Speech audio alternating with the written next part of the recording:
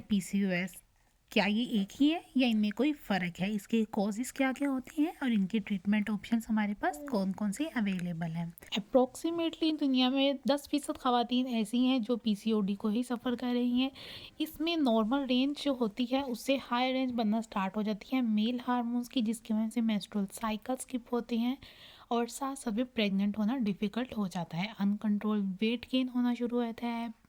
हमारे फेस पे, बॉडी पे हेयर ग्रोथ ज़्यादा हो जाती है, एक्ने ज़्यादा होना शुरू हो जाती है, इरेगुलर या पीरियड मिस होना स्टार्ट हो जाते हैं, प्रेग्नेंट होना डिफ़िकल्ट हो जाता है और हमारे जो हेयर लॉस होता है वो ज़्यादा स्टार्ट हो जाता है, सर के बाल भी गिरना शुरू हो जाते हैं।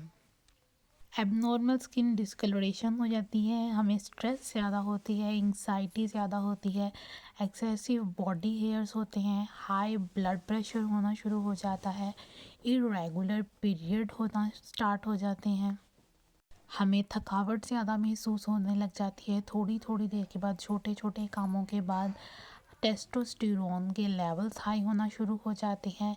इनफर्टिलिटी इसमें सबसे बड़ा कॉज है।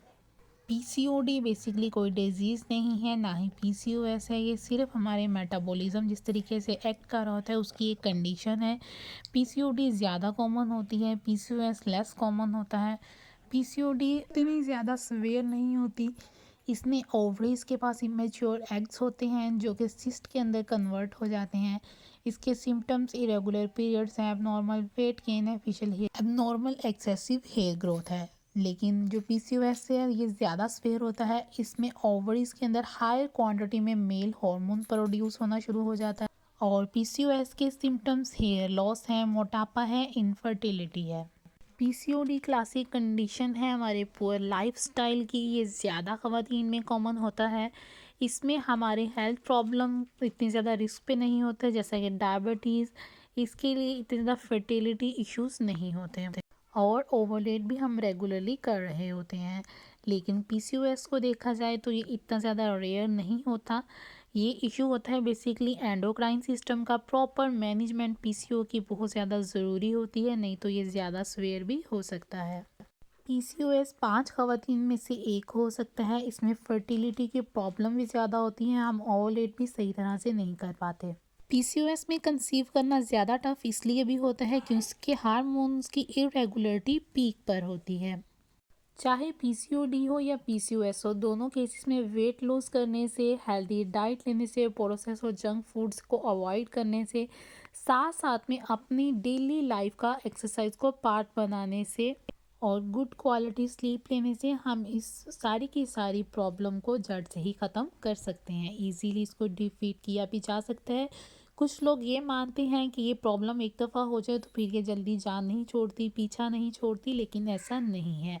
हमें बस अपनी डेली की एक्टिविटीज़ के ऊपर ज़रा नज़र रखनी है।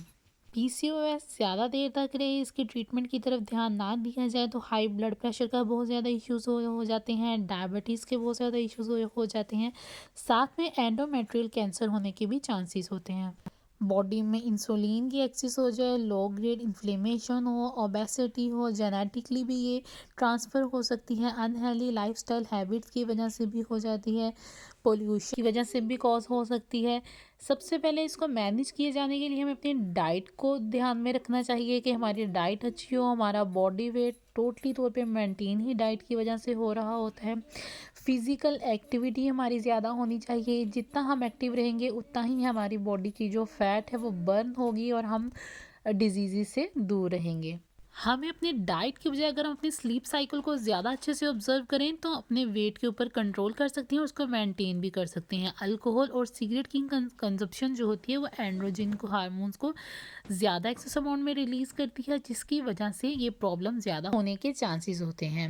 इसके ट्रीटमेंट की बात की जाए, डाइट, हेल्दी लाइफस्टाइल और एक्सरसाइज के साथ साथ डिफरेंट टाइप्स के हेयर ट्रीटमेंट्स भी किए जाते हैं हेयर्स को रिमूव करने के लिए, साथ में लेप्रोस्कोपिक सर्जरीज भी करवाई जाती हैं। इसकी वजह से ओवरीज से सिस्ट को रिमूव कर दिया जाता है और प्रेगनेंसी आसान होती है।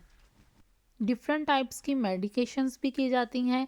पीसीओएस और पीसीओडी को सिम्टम्स को देखते हुए उनके अकॉर्डिंग लेकिन ये इसकी वजह से कंप्लीट इस बीमारी का इलाज नहीं हो सकता, जैसा कि बर्थ कंट्रोल पिल्स होगी या क्लोमीफिन क्लोमिड होगी, मेटफॉर्मिन, और इसके साथ साथ डिफरेंट टाइप्स के fertility treatment. So guys that's it. इसके अलावा आपके ज़हन में कोई भी क्वेश्चन हो then feel free to ask.